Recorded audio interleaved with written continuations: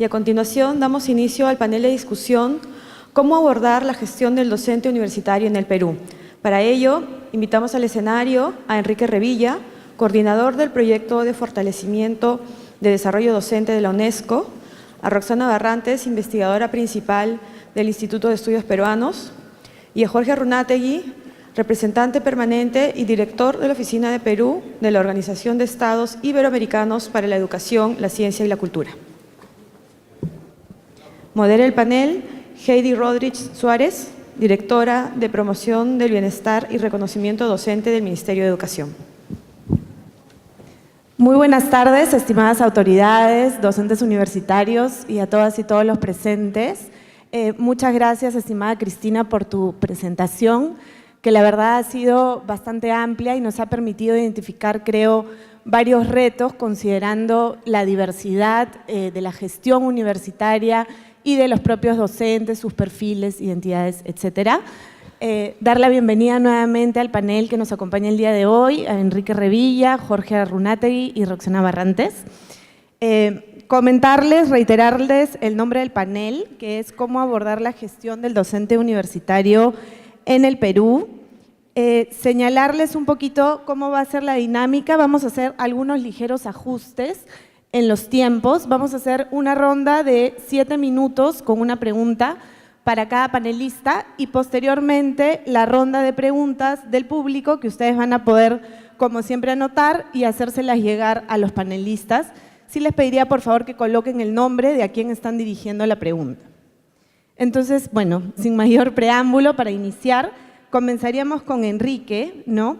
Cristina en su presentación nos ha hecho una reflexión importante sobre el perfil, la identidad de los docentes, sus distintas funciones en las dimensiones vinculadas a los contenidos, a lo pedagógico, a lo personal, ¿no? Entonces, en este sentido, quizás complementando, profundizando en alguno de estos aspectos, la pregunta sería, ¿cuál es la situación actual de los docentes universitarios en el Perú con respecto a los docentes de las otras regiones, de la región, ¿no? Bueno, buenos días a cada una y a cada uno. Gracias, Cristina, por la presentación. Y sí me gustaría a lo mejor nombrar 3 puntos que me parecen que puede ser parte de la discusión a raíz de la presentación de la doctora del Mastro, ¿no? Primero, que todos estos procesos, y pasa también en toda la región de América Latina, no están disociados de un contexto, de unas exigencias sociales, culturales. Y creo que lo común a todas las universidades en el país y en otros lugares es que pasamos un proceso de desarrollo organizacional centrado en una cultura que quiere garantizar los procesos de certificación de la calidad. Y esto definitivamente, que parece dicho muy sencillamente, genera una serie de situaciones al interior de las universidades. Perfiles en los cuales son mucho más complejos, procesos formativos mucho más exigentes, organización del propio espacio universitario en torno a estos estándares o exigencias. Entonces creo que una primera cuestión que tendríamos que preguntarnos es, al margen de las exigencias, de las competencias que hoy se exigen, realmente cuál es el rol de la universidad, ¿no?, dentro de este mundo globalizante y de permanente exigencia de la calidad educativa. Y ahí es un tema que creo que tendríamos que hablar sobre el desarrollo de los profesionales, de lo que es la creación de la ciencia y la tecnología, pero también de la dimensión política de la universidad. Y es uno de los aspectos que yo creo que a lo mejor tendríamos que darle más vueltas, porque no solamente se forma al profesional en su especialización, en su profesión, sino también se forma ciudadanos, se forma para el desarrollo sostenible, se forma para una cultura de paz, y en ese sentido hay una mirada más social que yo creo que no pasa necesariamente por la reflexión del docente universitario, mucho menos por las prácticas pedagógicas al interior del aula y a veces también el perfil. Otro elemento importante es que creo que Cristina muy bien lo ha dicho, pero hay una tendencia a concebir la formación del docente universitario de una manera totalmente distinta a como nosotros nos hemos formado. Nuestra experiencia del pregrado y del posgrado no necesariamente han apuntado a que seamos expertos, por ejemplo, en procesos didácticos. Entonces, la experiencia centrada en el contenido y en la disciplina hace de que ahora que asumimos un rol principalmente de docente, es que tengamos esos vacíos en las cuales hoy en día, por ejemplo, se habla de las competencias de la tutoría académica y no entendida la tutoría académica como la relación interpersonal con el estudiante, sino lo que se decía en una de las presentaciones, el cómo garantizar de que en el espacio del aula realmente aseguremos aprendizajes. Y el docente universitario, al margen de la profesión o la facultad o unidad académica en la que se encuentre, es que tiene que lidiar con este proceso y con esta exigencia permanentemente. Más todavía, no hemos hablado de los sujetos hoy día, si es que los sujetos son tan diversos. No todas las universidades tienen un estatus de estudiantes jóvenes entre 17 y 25 años. Tenemos también estudiantes que tienen otro tipo de rango etario a nivel de edades. Entonces, ¿cómo se forma, cómo se garantiza el aprendizaje para una diversidad de grupos en las cuales inclusive también tienen diferentes procedencias? Entonces, hay una competencia que tiene que ver con la formación del docente universitario que tiene que garantizarse. Y hay esfuerzos en todas las universidades, desde centros de formación, desde evaluación de pares, que muy bien Cristina lo ha dicho, pero creo que hay que discutir el modelo de formación del docente universitario. Este es un tema que todavía hay experiencias muy interesantes en la región. Chile está centrado mucho en las competencias profesionales en un mundo globalizado, Costa Rica mucho más situado, Colombia mucho más sociocrítico. Sin embargo, es importante el que en el Perú tengamos que tener al margen de la autonomía e identidad de cada institución, pero sí saber realmente cuáles son esas competencias profesionales del docente universitario. Y termino con esta tercera, que es justamente a las competencias profesionales que creo que hoy en día son las necesarias, ¿no? No solo competencias didácticas, que tienen que ver con esto que decía Santos Guerra y Coppola en cómo garantizar aprendizajes. Las competencias, por ejemplo, que tienen que ver con el tema del uso de la tecnología. Las investigaciones comprueban que los docentes universitarios no usamos permanentemente ni adecuadamente el tema de las tecnologías. Y no la tecnología asociada a un equipo o a una herramienta, sino todo lo que significa realmente el componente de tecnología. La competencia, por ejemplo, de trabajo en equipo. Hay investigaciones que hablan de la soledad del docente universitario, donde normalmente está centrado en su ejercicio personal, profesional, en sus áreas y cursos, o en la gestión, visto también desde una responsabilidad, o desde la investigación. Pero todo el tema del trabajo colaborativo, del trabajo en redes, etcétera, como que es muy poco explorado y favorecido al interior de las organizaciones. O esta competencia centrada en los procesos de planificación, que va más allá de simplemente la organización de una secuencia didáctica, sino que también implica todo este previo antes de, el durante y el después de.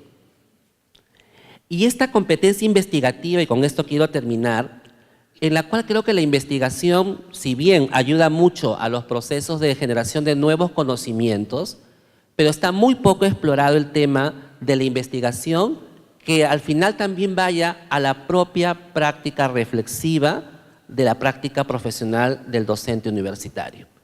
O sea, una investigación que te permita mejorar tu propia práctica profesional. Y en ese sentido, las experiencias son de que las temáticas de investigación, las líneas de investigación, las experiencias de investigación no están ayudando suficientemente para que realmente al final nuestro desempeño también pueda estar mucho más cualificado. Y eso tiene al final una explicación de que toda la dimensión pedagógica de la docencia universitaria es un tema que todavía no está del todo trabajado porque tiene diferentes causas, consecuencias o factores que creo que es el mayor reto para cada uno de los profesionales y docentes en las organizaciones. Muchas gracias, Enrique. Has hablado 7 minutos exactos.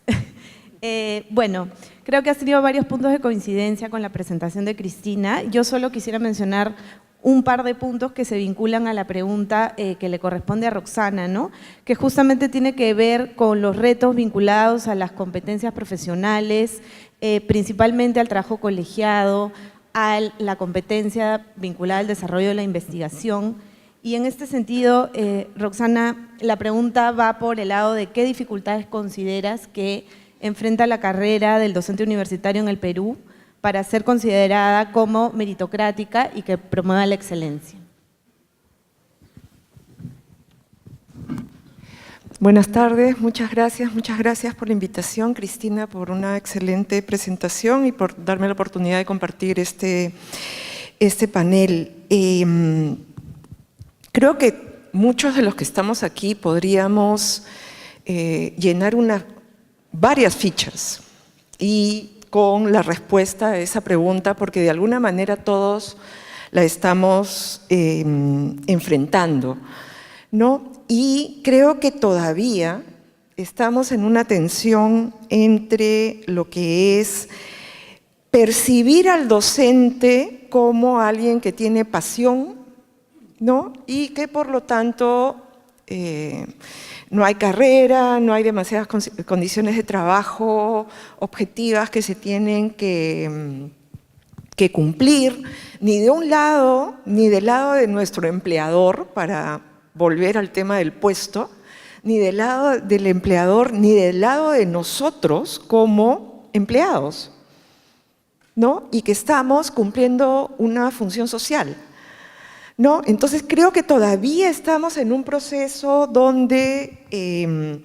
trabajo, pasión, horarios, vida, equilibrio, todavía no encuentran, y valga la redundancia, el equilibrio necesario para enfrentar a los retos que se nos vienen en el futuro, donde ya hay experiencias de los cursos abiertos masivos sobre red, y otras experiencias que nos cuestionan muchísimo la manera como vamos al aula, cómo nos comunicamos con los estudiantes y qué esperan esos estudiantes, ¿no? Entonces, ese es un primer punto que quiero poner sobre la mesa, porque parecería que ya tenemos un modelo, que tenemos que acercarnos a él, que ya la ley universitaria está escrita en piedra, espero que esté escrita en piedra en un montón de temas críticos, pero que pueda ir adaptándose a las realidades de la universidad orientada a la investigación, la universidad orientada a la profesionalización, y universidades y otro tipo de educación superior académica que puede servir para más bien nivelar conocimientos o promover una educación técnica. Y esto está recogido en un instrumento que promovió Jaime Saavedra cuando fue ministro, de los lineamientos para el desarrollo de educación superior. Entonces, este es un primer tema. Hay un segundo tema que yo quiero traer a la luz también de lo que es, no quiero, durante la exposición de Cristina, yo estaba anotando algunas cosas, ¿no? A veces, pues efectivamente, a mí me han invitado a dictar en una unidad académica de la Católica y me dijeron, el curso se llama así, este es el sílabus, ¿no? Entonces, bueno, qué interesante, ¿no? Porque parte del motivo por el cual, uno de los rubros por el cual a mí me evalúan en mi unidad académica es la innovación en el sílabus. Entonces, ¿cómo es eso que a mí me invitas a dictar en otra unidad académica y ya me das el sílabus hecho, ¿no? El comentario es, a mí personalmente no se me ocurre enseñar nada que no he investigado. No se me ocurre, porque, ¿qué les voy a decir a los chicos? Lo que yo leí, sí, puede ser que interesante. Yo entendí más que ellos, no creo. Además, con todas las herramientas que ellos tienen ahora, se me hace súper difícil. Y la otra cosa que a mí, en todo caso, a mí me ha servido, y acá Veo el rostro de Jorge y veo a uno de mis estudiantes hace 20 años en un curso justo el curso de Economía Pública en la Católica, que en ese momento era electivo, y acá está la vocación de Jorge, que fue a servicio público, a la gestión pública. También interactuar con los estudiantes a la luz de los trabajos de investigación que ellos hacen, ¿no? Y ahí realizar investigación. Ahora lo que le pido a mis estudiantes en ese curso de Economía Pública es que hagan un análisis costo-beneficio de un proyecto de ley, ¿no? De tal modo que vean no solo qué tan mal hechos están los proyectos de ley, sino cuán difícil es hacer ese análisis costo-beneficio de los proyectos de ley. Una de las dificultades también es este tema de quién me evalúa, a la luz también de que los profesores, y estoy segura que acá prácticamente todos somos docentes, es que hay una manera de expresarlo eso en inglés que se traducen como que el mundo académico es como si fuera una manada de gatos. Y como sabemos perfectamente, aparte del dibujo animado de la época, no hay tal cosa como una manada de gatos. Los académicos tendemos a hacer la cosa más independiente y además la cosa más autosuficiente de este planeta. ¿Tú vas a venir a decirme a mí cómo tengo que enseñar yo? ¿De verdad? Así no funciona el planeta Tierra, ¿no? Pero al mismo tiempo, lo que necesitamos garantizar a los padres de familia que confían en las instituciones donde están matriculando y en muchos casos pagando por una educación, es que esos jóvenes van a ser competitivos en el mercado laboral y van a poder tener un rendimiento de esa inversión, si no de dinero, de tiempo.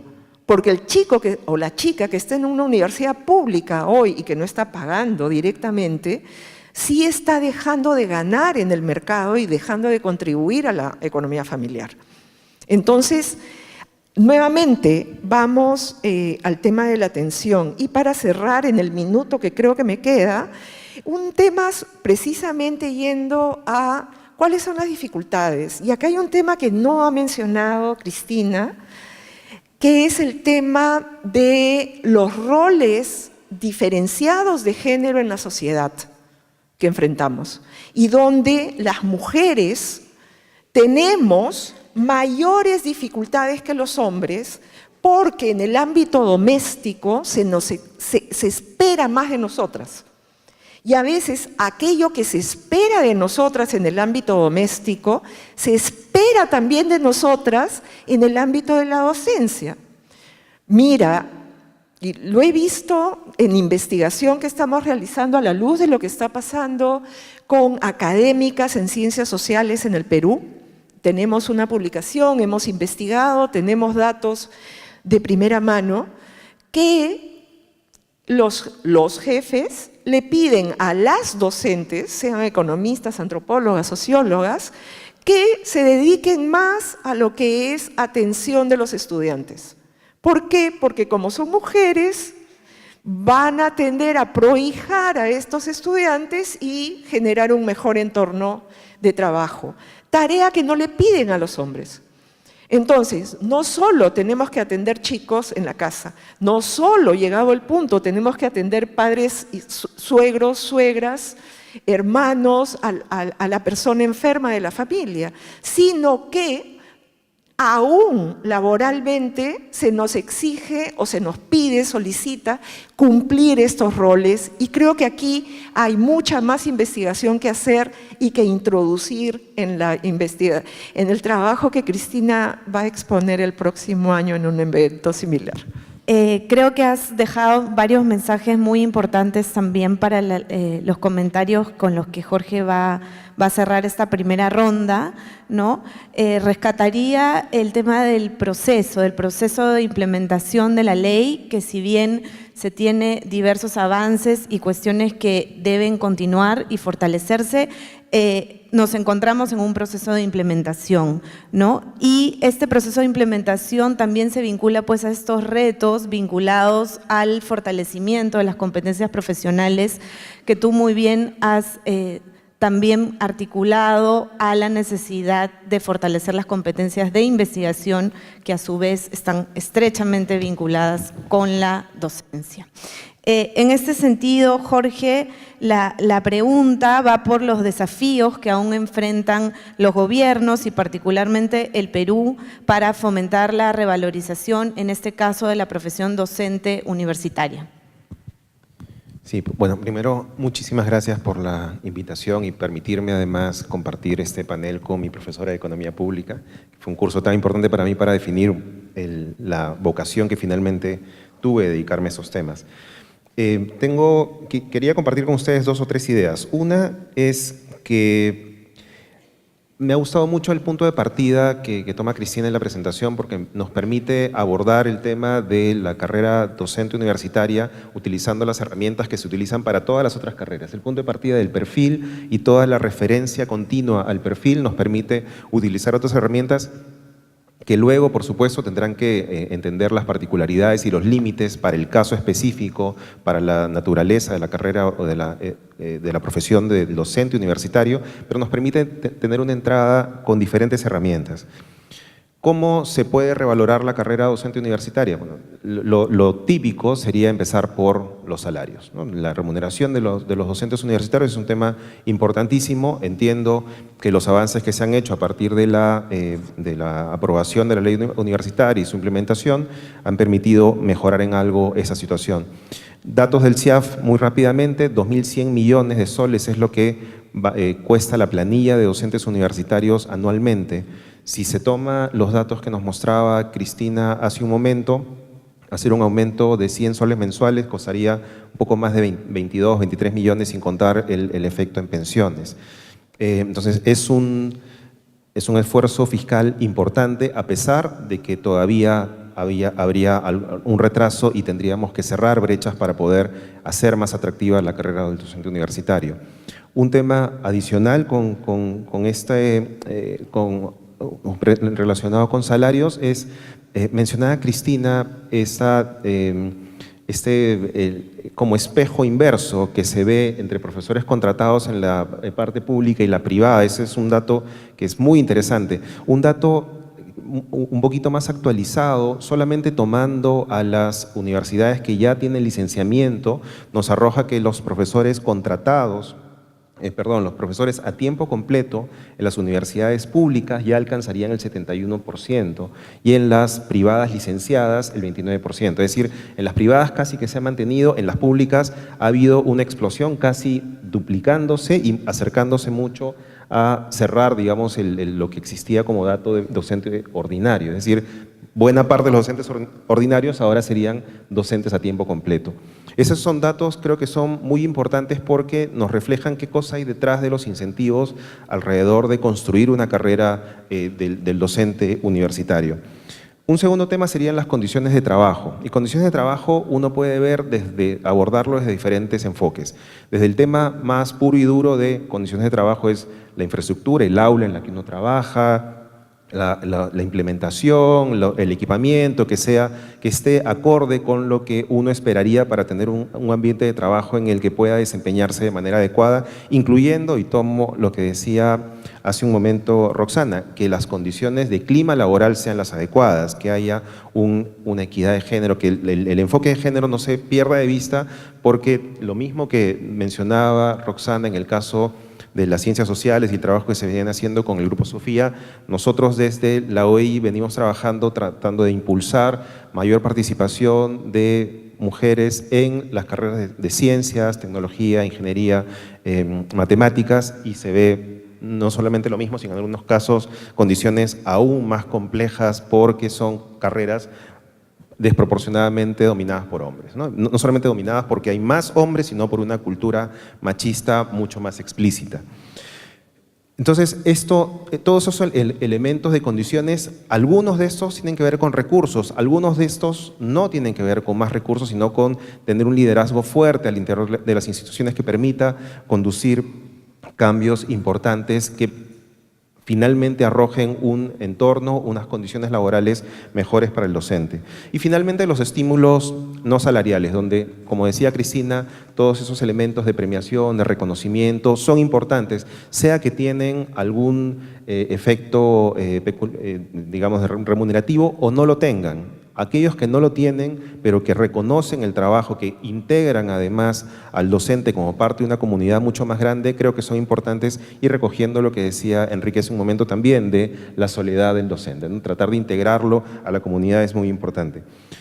Hay otros elementos que se tendrían que tomar en cuenta relacionados con prestigio que tiene que ver con el lado institucional, prestigio de la carrera, que probablemente en el caso de docente universitario no está tan golpeada como en otras carreras. La del docente del escolar, digamos, es muy golpeada y se tuvo que hacer o se viene haciendo un trabajo muy fuerte en eso. En el caso del docente universitario tal vez no existe ese estigma social que sí existe en otras carreras, pero es importante, todos esos temas de prestigio y asociados a la identidad del docente, que también mencionaba Cristina, creo que son importantes. Y un último aspecto, sé que estoy a punto de pasarme del tiempo, es el relacionado con la atracción, cómo se atraen nuevos docentes, cómo se atraen nuevas vocaciones a la docencia universitaria. Y en ese tema de atracción, creo que de un lado está el cómo podemos hacer este juego entre los diferentes elementos que he mencionado, remunerativos, no remunerativos, de prestigio, etcétera, para poder atraer a los mejores a que puedan dictar. Con todo el trabajo que se tiene que hacer, porque no que sean los mejores en la profesión significa que sean los mejores profesores, pero suponiendo que se hace también el trabajo de inducción y toda la preparación, etcétera. Creo que hay un tema pendiente que lamentablemente creo que ninguna de las carreras toma necesariamente en cuenta, y son los cambios demográficos que permitan hacer esta combinación de elementos alrededor de cómo hacer atractiva una carrera. Lo que hace atractiva una carrera para un baby boomer o un generación X no es lo mismo que va a ser atractiva una carrera para un millennial o para un generación Z. Es decir, si uno piensa en los millennials, además los millennials no son criaturas adolescentes, son personas entre los 30 y 40 años, que tienen ciertas características. Por ejemplo, tienen mucho más cercano el tema o más alerta el tema de derechos, tienen mucho más alerta el tema de inmediatez a sus logros. Entonces, ¿cómo estos elementos que caracterizan a los millennials como fuerza de trabajo pueden incorporarse en una carrera que, como hemos visto, mantiene la estructura tradicional de todas las carreras? Una escalerita en la cual pasas un tiempo en un escalón, pasa un tiempo, determinadas evaluaciones o acreditaciones o lo que sea de chapitas que tienes que llevar en la casaca para pasar al siguiente, y etcétera. Ya el sector privado está dando saltos para atraer millennials con carreras que son muchísimo más horizontales y en la que rápidamente las personas que ingresan pueden tener a su cargo equipos, coordinaciones, etcétera, y tratando de no solamente atraerlos y tener elementos que puedan satisfacer esa inmediatez, tienen otros elementos de atracción y retención, porque los millennials saltan de un lado de un puesto a otro con mucha mayor facilidad. ¿Cómo se hace esta retención? Entonces, creo que son elementos en los que hay que hacer muchísimo trabajo de innovación, y más bien yo los invito a ser creativos en sus instituciones para ver cuáles pueden ser buenas prácticas que nos permitan precisamente apuntar a esto, a atraer a los mejores, a atraer cada vez más jóvenes y retenerlos en el camino. Muchas gracias, Jorge. Antes de pasar a las preguntas, sí quisiera comentar un poco sobre el último punto que mencionaste, referido a, bueno, en general a la dimensión más social de la gestión, ¿no? Y a tomar en cuenta esta diversidad que hay en los docentes, pero también en los estudiantes. Y justamente uno de los objetivos es recoger las dudas que hay para que se pueda plantear una agenda de aspectos que sean posibles de realizar de manera progresiva, considerando la diversidad y particularidad de cada una de las universidades, sus docentes y estudiantes. Tengo acá 3 preguntas, les pediría que tomemos 3 minutos para responder a cada una. La primera es para Cristina. ¿Qué estrategias para la formación del ser y el convivir en los docentes? Pues ellos son el elemento de enseñanza en la formación integral de los estudiantes. Debe ser, ¿qué estrategias deben considerarse para la formación del ser y el convivir en los docentes?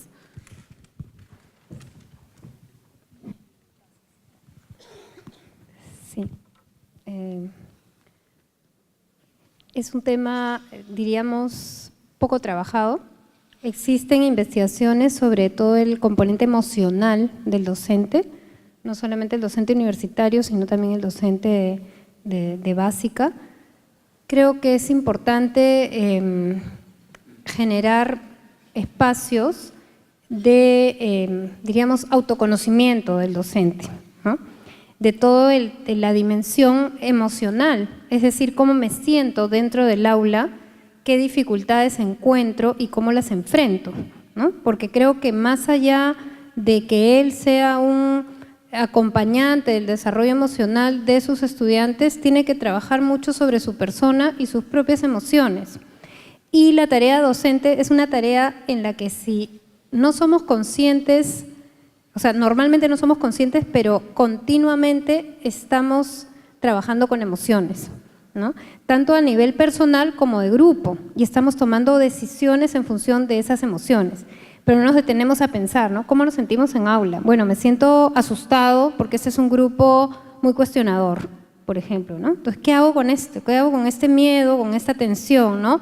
O de repente me toca una clase para la que no me he preparado mucho y de repente los alumnos se van a dar cuenta. O por ahí que todos llegan tarde y me molesto, porque he preparado mi clase y al final no tengo el número suficiente de alumnos para hacer la dinámica que quería. O sea, hay una serie de situaciones y hay digamos, investigaciones también sobre incidentes críticos, ¿no? Que son aquellas situaciones en las que nosotros, digamos, nos movilizamos en el aula y no sabemos cómo manejarlas y que requieren un cambio de identidad para poder enfrentarlas, ¿no? Entonces, creo que hay no les voy a decir estrategias 1, 2 y 3, pero creo que hay un tema de toma de conciencia de las propias emociones y que cómo las enfrentamos y de las situaciones que se nos escapan de las manos y cómo reaccionamos ante ellas y qué estilos de reacción tenemos. Tenemos un estilo de reacción de negación, no ha pasado nada, de imposición, esto no se me puede ir de las manos, o más bien de reflexión y de toma de conciencia qué pasó y cómo podría cambiar para mejorar situaciones similares en el futuro. Y ahí entra un compromiso en la mejora permanente del cambio. Y también creo que es bien importante el espacio de reflexión. O sea, ¿qué ha pasado? Estar pensando, yo creo que, al menos yo personalmente, si no tuviera esa capacidad de reflexión y de cambio permanente durante los años que llevo en la docencia universitaria, me hubiera buscado otra profesión, ¿no? Porque repetir lo mismo todos los años y ser la versión de uno mismo igual todo el tiempo, creo que no nos lleva a ninguna parte en la docencia. Entonces, yo iría por ese aspecto, ¿no? Muchas gracias. La siguiente pregunta es para Enrique. Es una pregunta en realidad bastante amplia. Señala, ¿cuáles serían los desafíos de la docencia universitaria al 2030? Bueno, en 3 minutos. Me imagino que si ponen el periodo de temporalidad, estamos hablando de la Agenda 2030. Y en ese contexto creo que los mayores desafíos, uno, que sean experiencias realmente de calidad, y creo que es el principal, o sea, que realmente se responda a un perfil, asuma las competencias realmente profesionales como docente universitario, que asegure aprendizajes de calidad pertinentes, relevantes, no para el momento histórico que nos toque vivir, en este caso el 2030. Uno, segundo, que sean experiencias, en este caso provocadas por el docente universitario, equitativas, igualitarias. No, porque creo que en un contexto de diversidad, que si bien es cierto a partir del principio que es legítimo ser distinto, pero también de asegurar las condiciones a todos y a todas para que realmente puedan tener la mejor experiencia formativa, ¿no? Uno tercero que creo que tiene que ver con el tema de que al final sea el desafío que incorpore a su práctica profesional estos elementos que anteriormente decía que son más de carácter más social y que no son ajenos a un docente universitario. Es decir, preocuparse no solamente por educar en la competencia del conocimiento o disciplina que dicta, sino preocuparse en esta visión más holística e integral de la persona humana, ¿no? Por lo tanto, yo voy a formar, a través del curso o el área o asignatura que tenga, voy a formar ciudadanos.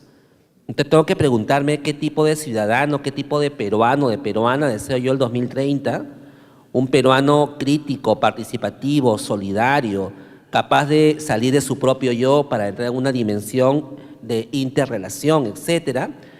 Esta línea también de formar en esta responsabilidad social, planetaria, de país. O sea, creo que todos nos quejamos que muchas veces nuestros estudiantes en las aulas como que no tienen este compromiso sociopolítico tan desarrollado como nos gustaría. Bueno, ¿dónde creemos que van a poder desarrollar estos procesos? Son en los espacios formativos, en los espacios en los cuales les garantizamos ciertas reflexiones o experiencias de aprendizaje, y tiene que pasar por lo que nosotros organizamos y desarrollamos al interior de nuestros cursos, ¿no? Entonces, el desafío yo creo que va por ahí, porque no somos islas, porque no somos profesionales que salimos a una organización aisladamente, sino que trabajamos en red, en organizaciones, con otros profesionales, y trabajamos en un contexto, en una cultura, en un país. Y si no sabemos también trabajar con otros y poder relacionarnos y poder autodenominarnos o asumirnos, será muy difícil construir patria, construir profesión, construir organización. Entonces, yo creo que la principal agenda va por ahí, ¿no? Realmente el poder posicionarnos en esta visión mucho más social, cultural, personal, de lo que significa la responsabilidad de educar o de formar profesionales en estos tiempos. Muchas gracias, Enrique. Una última pregunta que es para Jorge, y señala: existe una gran problemática en la gestión docente. En ese aspecto, ¿es adecuado un perfil de docente gestor? ¿Cómo generar este tipo de docentes? Es una muy buena pregunta, porque como también Cristina mencionaba, no todos somos buenos en todo, ¿verdad? Y la formación que uno ha tenido, además, es una formación que probablemente nos ha especializado mucho más en el campo de dominio de la especialidad que en el campo de la gestión. Y sin embargo, muchas veces tenemos que hacer un trabajo de gestión dentro de la docencia universitaria. Creo que es importante aquí dos cosas. Uno es tratar de sacar de las funciones aquello que es imposible que una persona sin preparación tenga. O sea, yo creo que es mucho más factible tender o tratar de promover equipos multidisciplinarios. Eso es muy difícil a veces desde otro punto de vista, que es un choque de diferentes culturas, de diferentes profesiones, pero es mucho más rico en términos de experiencia, de aprendizaje, pero además de la competencia que se tiene que tener para algunas cosas. Y aquí yo quiero aprovechar para mencionar que el tema de la gestión es un tema muy importante. En los últimos 4 años sumados, hasta el año pasado, no se ha gastado 1.987 millones de soles de canon, y eso es un problema de gestión. Y este año solamente se ha gastado 225 de 670 millones de soles. Es decir, se viene acumulando recursos que no se gastan y que son importantísimos para las universidades. Entonces, yo creo que ese es un tema que tiene que ver con una mejor planificación, con una mejor visión de las instituciones, etcétera, pero también de gestión, de poder tener equipos que estén a cargo de esto y que conversen adecuadamente con el core, con el núcleo de la universidad. Es decir, no estamos hablando aquí de que hagan ejecución de proyectos que no tienen que ver en absoluto con la necesidad que tienen la parte de investigación, la parte de docencia, sino más bien que articulen las necesidades que existen actualmente en docencia y en investigación para que esos proyectos puedan realizarse y estos recursos puedan ejecutarse de la mejor forma. Muchas gracias, Jorge. Muchas gracias a todos los panelistas, a Roxana, a Jorge, Enrique y a Cristina, por supuesto, por su excelente exposición. Bueno, simplemente señalarles que creo que han mencionado una diversidad de aspectos y dimensiones que definitivamente permiten continuar reflexionando, ¿no?, en torno a este proceso que bien señalaba Roxana, de implementación de la ley universitaria, que va a conllevar a mejorar la calidad. Y como se dijo también en el panel de la mañana, elevar la calidad de la docencia universitaria es imprescindible, ya que es ahí también donde están estudiando los profesores que enseñan en las escuelas y a los estudiantes, y es todo un círculo que debe continuar, ¿no? Muchísimas gracias por su presencia y sus aportes. Gobierno del Perú. El Perú primero.